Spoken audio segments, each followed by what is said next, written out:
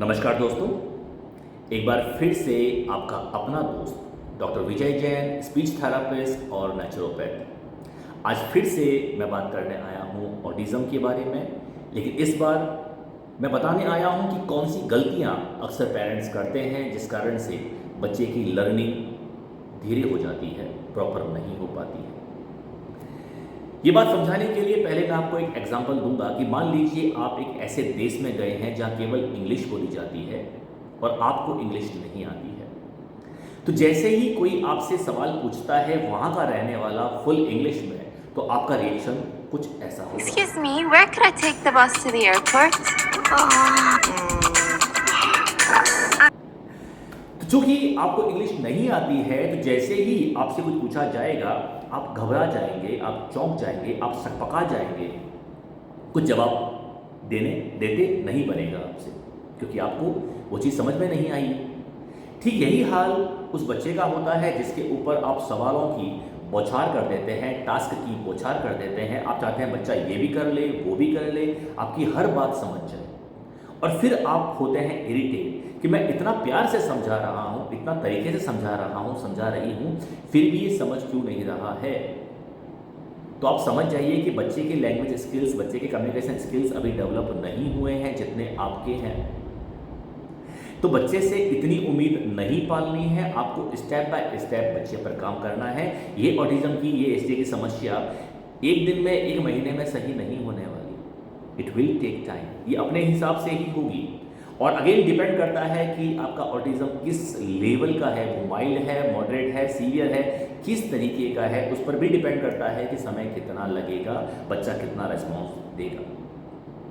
तो पहले बच्चा आपकी बात समझ रहा है, बच्चा आपको कोऑपरेट कर रहा है, इतना काफ़ी है। फिर धीरे आगे बढ़ेंगे, बच्चा आपकी बात समझ रहा है, इतना काफ़ी है। फिर धीरे धीरे आगे बढ़ेंगे, बच्चा आपको कॉपी कर रहा है, आपकी नकल कर रहा है, इतना काफ़ी है। फिर आगे बढ़ेंगे, एक वर्ड पर आएंगे, दो वर्ड पर आएंगे, फ्रेज पे आएंगे, सेंटेंस पे आएंगे, पैराग्राफ पे आएंगे, उसके बाद बच्चा पूरी तरह से नॉर्मल है। राइट? तो मेरे पास जब भी कोई पेरेंट्स अप्रोच करते हैं, तो मैं पेशेंट से पहले मैं पेरेंट्स की काउंसलिंग करता हूँ, उन्हें ट्रेन करता हूँ, उन्हें समझाता हूँ। मैं जानता हूँ कि वो क्या क्या गलती कर रहे हैं। अदरवाइज मैं यहाँ पर थेरेपी करवा रहा हूँ, बच्चे घर पे फिर से वही, पेरेंट्स घर पे फिर से वही गलतियाँ किए जा रहे हैं, तो फ़ायदा नहीं मिलने वाला। तो पहली बात, धीरे धीरे स्टेप बाय स्टेप आगे बढ़ेंगे। दूसरा, आपको एक ही लैंग्वेज काम में लेनी है घर पे बच्चे को समझाने के लिए। हिंदी, इंग्लिश, मारवाड़ी या आपकी लोकल लैंग्वेज, सारी की सारी भाषा बच्चों पर मत थोपिए। एक एक भाषा काम में लीजिए ताकि बच्चा उस लैंग्वेज को अच्छी तरह से समझने लगे, उसके अकॉर्डिंग बच्चे के जो रिसेप्टर्स हैं वो डेवलप हों। राइट? उसके अलावा आपको बच्चे के प्रति थोड़ा कूल रहना होगा, काम रहना होगा, आपको बहुत ज़्यादा पेशेंस दिखाना होगा, धैर्य दिखाना होगा। बच्चा ऑलरेडी बहुत ज़्यादा परेशान है, और ऊपर से आप अगर एग्रेसिव होते हैं, उस पर चिल्लाते हैं, शाउटिंग करते हैं, बच्चा बहुत ज़्यादा घबरा जाएगा।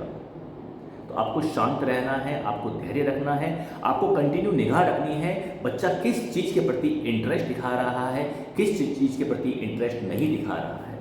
जिसके प्रति इंटरेस्ट दिखा रहा है उस चीज़ का ज़्यादा इस्तेमाल किया जाए ताकि बच्चा जल्दी से समझ पाए, सीख पाए।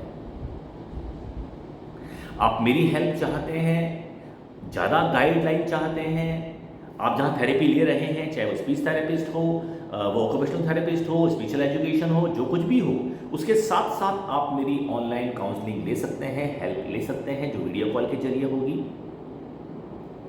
तो अगर आप मेरी हेल्प चाहते हैं एक्स्ट्रा, तो आप मुझे मेरे व्हाट्सअप नंबर 8890601641 8890601641 पर बच्चे का नाम, बच्चे की उम्र, क्या प्रॉब्लम आ रही है, और साथ साथ बच्चे के एक दो वीडियोस बनाकर शॉर्ट में वो आप मुझे व्हाट्सअप करेंगे। और जहाँ जहाँ थेरेपी चल रही है वो डिटेल भी आप मुझे व्हाट्सअप करेंगे, ताकि मैं उन्हें स्टडी करने के बाद क्या प्रोसेस रहेगा, कैसी काउंसलिंग होगी, कब काउंसलिंग होगी, मैं आपको सारा रिप्लाई व्हाट्सएप करूँगा।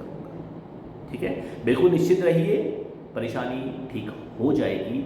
इसके लिए ज़रूरी है सबसे पहले आपको कॉन्फिडेंट होना होगा और धैर्य रखना होगा, शांत रहना होगा।